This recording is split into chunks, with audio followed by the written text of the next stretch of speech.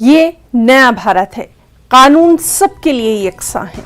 आवाम को जो लूटता है, कानून को तोड़ता है, हिंदुत्व के नजरिए से अगर समझौता नहीं करते तो आज ये नौबत नहीं आती। किसने कही है ये तमाम बातें? आइए आपको दिखाते हैं। आज उन्हें ईश्वरीय दंड मिल रहा है। यह नया बदला हुआ भारत है। इस भारत में राजा हो, रंक हो, नेता हो, अभिनेता हो, उद्योगपति हो, कानून सबके लिए समान है। कोई जनता को यदि लूटता है, कानून यदि कोई तोड़ता है तो उसकी जगह जेल के सलाखों के पीछे है। कांग्रेस और राष्ट्रवादी के नाद में लगकर तुमने हिंदुत्व को किनारे कर दिया। आज उन दोनों दलों ने शिवसेना नेता को किनारे कर दिया, शिवसेना दल को किनारे कर दिया। गिरफ्तारी के पूर्व उन्हीं नेताओं को याद आई उसी हिंदुत्व के भगवे गमछे की। यह हिंदुत्व की ताकत है। यदि हिंदुत्व की विचारधारा से समझौता नहीं करते, उस विचारधारा का उन्हें विस्मरण नहीं होता, जनता की सेवा करनी है इस बात का स्मरण होता, तो आज ये नौबत नहीं आती। अटल जी की एक प्यारी कविता है, चिंगारी का खेल बड़ा बुरा होता है, औरों के घरों में आग लगाने का सपना अपने ही घर में खड़ा होता है। तो राम कदम अपने ख्यालात का इजहार करते हुए, उधर शिवसेना का कहना है कि जमहूरियत के लिए आज से दिन है। संजय राउत अपोजिशन की आवाज थे, उन्हें धोखे से गिरफ्तार किया गया। हम भी कानूनी लड़ाई लड़ेंगे, संजय राउत झुकेंगे नहीं। देखिए, ऐसा है कि आज भारतीय लोकतंत्र, महाराष्ट्र के लोकतंत्र के लिए काला दिन। काफी घंटे के पूछताछ के बाद श्री संजय राउत जी को रात को गिरफ्तार कर लिया गया, सिर्फ इसलिए कि संजय राउत जी विपक्ष की आवाज बनते हैं। संजय राउत जी वो बुलंद आवाज रहते हैं जिससे पूरी की पूरी दिल्ली हिल जाती है। लेकिन दिल्ली पिछले 2.5 सालों से इस प्रयास में थी कि संजय राउत को कहां परेशान करें, संजय राउत को कैसे अरेस्ट करें। एक बहुत पुराने मामले में धोखे से उनको अरेस्ट किया। आपको पता है कि इस समय संसद का सत्र चल रहा है। किसी सांसद को आप गिरफ्तार करते हैं तो स्पीकर को बताना पड़ता है। यही अगर गलती से महाविकास आघाड़ी की सरकार रही होती तो चारों तरफ बीजेपी हंगामा मचा देगी। लेकिन हम उस नेचर के नहीं हैं। हम नियम कानून संविधान को मानने वाले लोग हैं और इसका जवाब जनता देगी चुनाव में। ठीक है, आप गिरफ्तार करिए, आप कानूनी कार्रवाई करिए, हम भी लड़ेंगे, हमारे वकील भी लड़ेंगे। संजय राउत जी झुकेंगे नहीं, आपकी मंशा पूरी नहीं होने देंगे। संजय राउत जी एक मराठी वीर है और महाराष्ट्र की अस्मिता और मुंबई की अस्मिता के लिए अंतिम सांस तक वो लड़ेंगे। और हम भी देखते हैं कि अब दिल्ली में कितना जोर है। और संजय राउत की गिरफ्तारी पर एनसीपी का क्या कुछ कहना है, आइए वो भी आपको दिखा देते हैं। संजय राउत जी के ऊपर आरोप है कि 55 लाख रुपए उन्होंने लिए, लेकिन उन्होंने पैसे लिए कर्ज के स्वरूप में।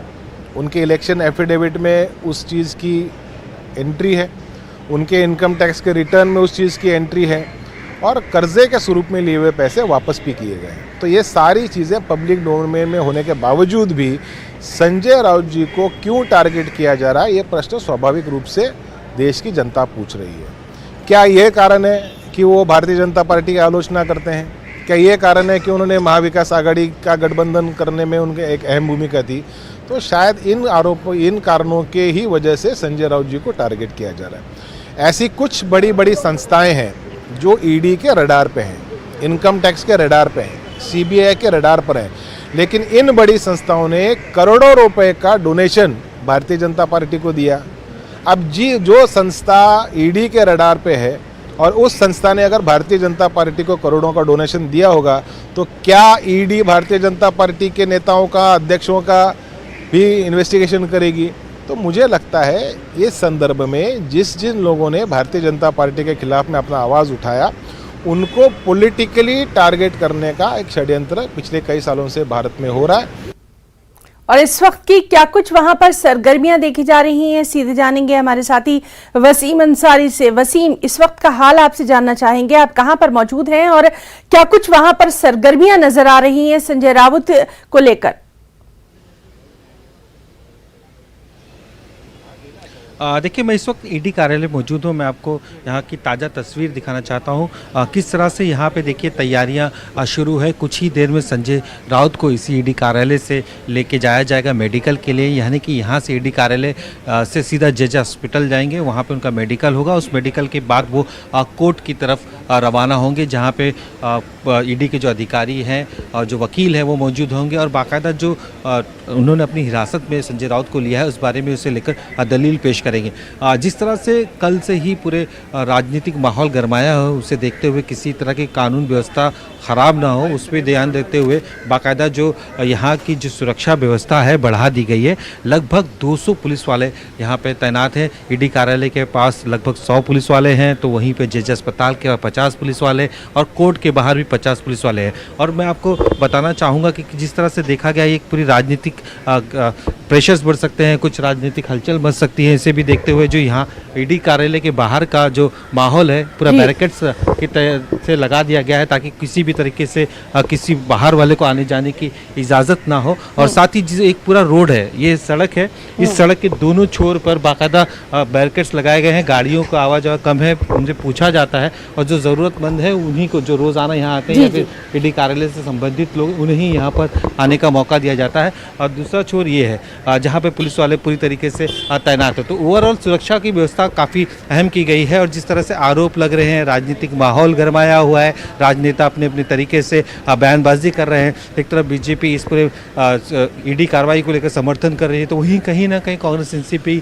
हो या फिर शिवसेना हो, उनकी तरफ से इस पूरे मामले को लेकर खिलाफत हो रही है। और एक राजनीतिक पहलू के तौर पर इसे देखा जा रहा है। फिलहाल क्या दलील देती है कोर्ट के अंदर ईडी, ये देखने वाली बात है। यह तय माना जा रहा है कि पूछताछ के लिए और वक्त मांगा जाएगा। कुछ देर पहले जो ईडी के जो एडिशनल जोनल डायरेक्टर है वो यहाँ पे पहुंचे थे और वो अभी कुछ देर पहले यहाँ पे निकले। तो ये अंदाज़ा लगाया जा रहा है कि अभी भी पूछताछ चल रही है और एक पक्का सबूत या फिर एविडेंस के तौर पर कोर्ट में रखने की कोशिश होगी ईडी की, क्योंकि वो चाहेगी कि ज़्यादा से ज़्यादा रिमांड मिले। और ये बताने की कोशिश करेंगे कि अभी बहुत सारे जो जांच है वो होने बाकी हैं, कई ऐसे पहलू हैं जिनका खुलासा होना बाकी है, खास करके इनकम को लेकर किस तरह से ट्रांजैक्शंस किए गए हैं प्रॉपर्टीज़ में, उसे लेकर भी जांच की जाएगी। जिस तरह से देखा कि पूरा पेपर उन्होंने दिया, ऐसा दावा है शिवसेना की तरफ से, उनके भाई जो सुनील राउत उनकी तरफ। जी वसीम, आपसे जानना चाहेंगे मेडिकल चेकअप भी हुआ है?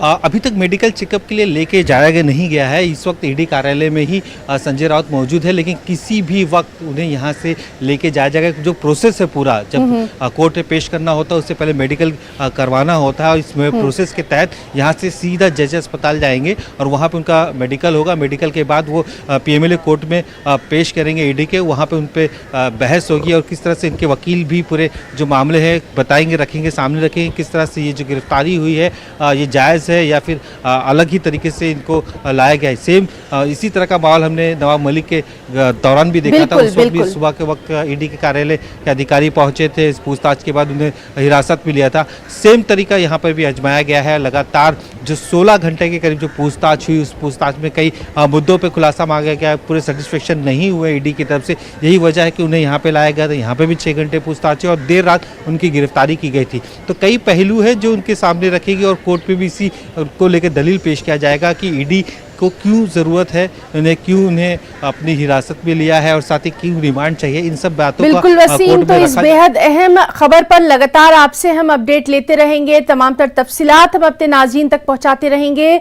बहुत बहुत शुक्रिया फिलहाल के लिए आपका।